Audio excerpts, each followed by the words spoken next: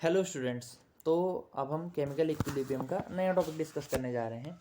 और इससे पहले कि हमने काफ़ी सारे टॉपिक्स डिस्कस कर लिए हैं, आप लोग उन वीडियोस को भी देख करके और अपने नोट्स को टैली कर सकते हैं। अब जो हम पढ़ने जा रहे हैं वो टॉपिक है इलेक्ट्रोलाइट्स, और इसके बाद हम आयनिक इक्विलिब्रियम की तरफ शिफ्ट हो जाएंगे। ठीक है, धीरे धीरे हम आयनिक इक्विलिब्रियम को पढ़ेंगे। तो जो इलेक्ट्रोलाइट्स होते हैं, सबसे पहले 1824 में माइकल फैराडे थे, जिन्होंने जितने भी उस टाइम तक के नॉन सब्सटेंसेस थे उन सभी को क्लासीफाई किया था दो क्लासेस में। और उनके जो ये क्लासिफिकेशन का बेसिस था वो ये था कि कौन से सब्सटेंसेस अपने आप से इलेक्ट्रिसिटी को पास होने देते हैं और कौन से सब्सटेंसेस अपने आप से इलेक्ट्रिसिटी को पास होने नहीं देते हैं। ठीक है, तो मोटे मोटे तौर पर अगर हम कहें कि उन्होंने सारे सब्सटेंसेस को जो दो क्लासेस में बांटा था उनके नाम उन्होंने रखे, और उनमें से एक को उन्होंने कहा इलेक्ट्रोलाइट और एक को कहा नॉन इलेक्ट्रोलाइट। ठीक है, तो किसको उन्होंने इलेक्ट्रोलाइट कहा? इलेक्ट्रोलाइट उन्होंने उन सब्सटेंसेस को कहा जो कि अपने एक्वस या फिर मोल्टन स्टेट में अपने आप से इलेक्ट्रिक करंट को पास होने दें। ठीक है, जो आपने देखा होगा जो एक्वस स्टेट होती है, एक्वस स्टेट का मतलब होता है कि जब हम किसी सब्सटेंस को पानी में घोलें तो उस फेज़ को हम बोलते हैं एक्वस फेज़ या फिर एक्वस स्टेट। ठीक है, और किसी सब्सटेंस को अगर हम उसके मेल्टिंग पॉइंट तक हीट दें और वो मेल्ट होकर के लिक्विड फेज में आ जाए तो उसको उसकी मोल्टन स्टेट कहते हैं।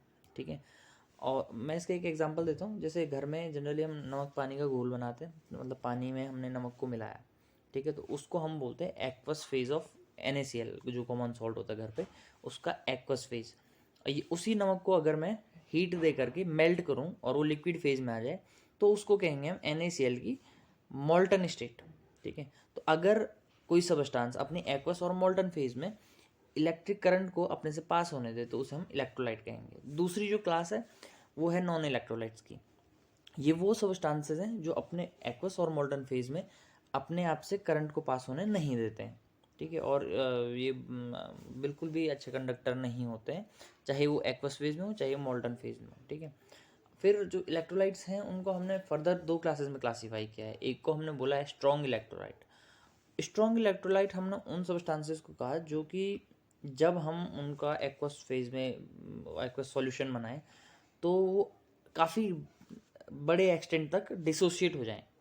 जैसे मान लो मैंने 1 लीटर पानी में 10 मॉलिक्यूल NaCl के डाले, तो क्योंकि वो एक स्ट्रॉन्ग इलेक्ट्रोलाइट है तो वो क्या करेगा कि लगभग लगभग 10 में से 10 मॉलिक्यूल या फिर 10 में से 9 मॉलिक्यूल्स डिसोशिएट हो जाएंगे आयंस की फॉर्म में। ठीक है, और जो वीक इलेक्ट्रोलाइट्स होते हैं वो क्या होते हैं कि मान लो मेरा एसिटिक एसिड है जो कि एक वीक इलेक्ट्रोलाइट है, वो उसे मैंने अगर पानी में डाला, उसका एक्वस सॉल्यूशन बनाना चाहा, तो 10 मॉलिक्यूल में से हो सकता है 1 2 या फिर ज़्यादा से ज़्यादा 3 मॉलिक्यूल्स डिसोशिएट हों, बाकी जो एसिटिक एसिड के मॉलिक्यूल्स होंगे वो एज इट इज़ रह जाएं। ठीक है, और वो क्योंकि उनमें आयंस कम फॉर्म हो रहे हैं इसलिए वो इलेक्ट्रिसिटी को बहुत अच्छा कंडक्ट नहीं करते। ठीक है, वो बहुत जैसे स्ट्रॉन्ग इलेक्ट्रोलाइट्स होते हैं काफ़ी अच्छे एक्सटेंट तक इलेक्ट्रिसिटी कंडक्ट करते हैं, लेकिन जो वीक इलेक्ट्रोलाइट्स होते हैं ये काफ़ी ज़्यादा इलेक्ट्रिसिटी कंडक्ट नहीं करते हैं।